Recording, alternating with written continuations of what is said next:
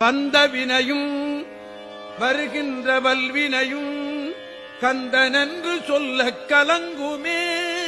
செந்தில் நகர் சேவகாயென்று திருநீறு அணிபவர்க்கு மேபவாராதே வினை, மேபவாராதே வினை, மேபவாராதே வினை.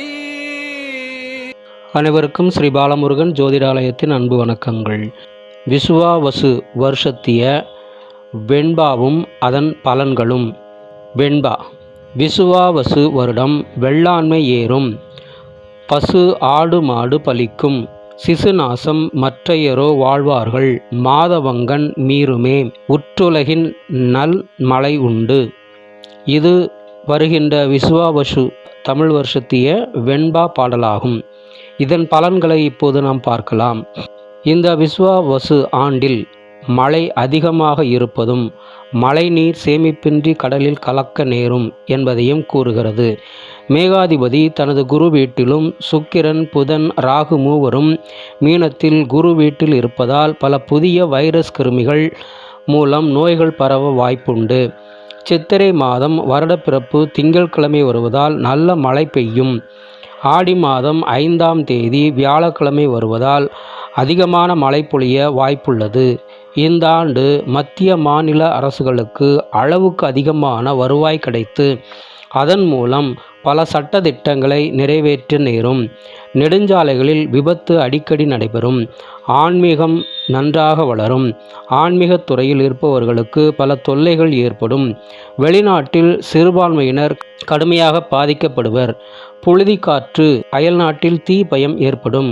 இஸ்ரேல் பாலஸ்தீன நாடுகள் கடும் பாதிப்பை சந்திக்கும். தானியாதிபதி செவ்வாய் 7ஆம் ஸ்தானத்தில் நீசம் பெற்று இருப்பதால் ஆன்லைன் வியாபாரத்தில் பல மோசடிகள் நடைபெறும்.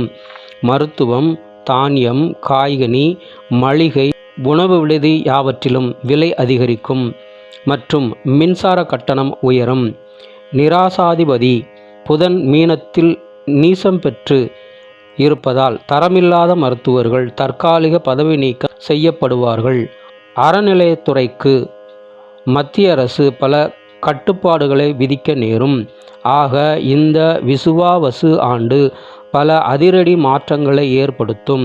அயல்நாட்டு ஒத்துழைப்புடன் பல புதிய தொழிற்சாலை பல மாவட்டங்களில் அமைக்கப்படும். காவல்துறையில் பல மாற்றங்கள் ஏற்படும். அரசியலில் பல புதிய மாற்றங்கள் ஏற்படும். தொலைத்தொடர்பு துறை மற்றும் காவல்துறையில் பல புதிய மின்னணு கருவிகள் பயன்படுத்தி குற்றவாளிகளை உடனுக்குடன் கண்டுபிடிப்பார்கள். தீயணைப்புத்துறை நவீன வளர்ச்சியால் சிறப்படையும். சித்த மருத்துவம், ஆயுர்வேத மருத்துவத்தில் தமிழ்நாடு முதலிடம் வகிக்கும். பொதுவாக மக்களுக்கு தீராத விஷக்காய்ச்சல் பிரச்சனைகள் உண்டாகும்.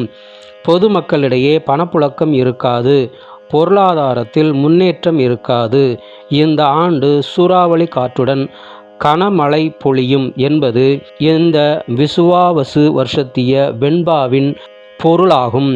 வாசகர்களே, எந்திரங்கள், ஜோதிடம் மற்றும் ஆன்மீகம் தொடர்பான உங்கள் கேள்விகளுக்கு எங்களை தொடர்பு கொண்டு கட்டண சேவை பெறலாம். மேலும் தினசரி பஞ்சாங்க பலன்களை அறிய எங்களது யூடியூப் சேனலை சப்ஸ்கிரைப் செய்து கொள்ளுங்கள்.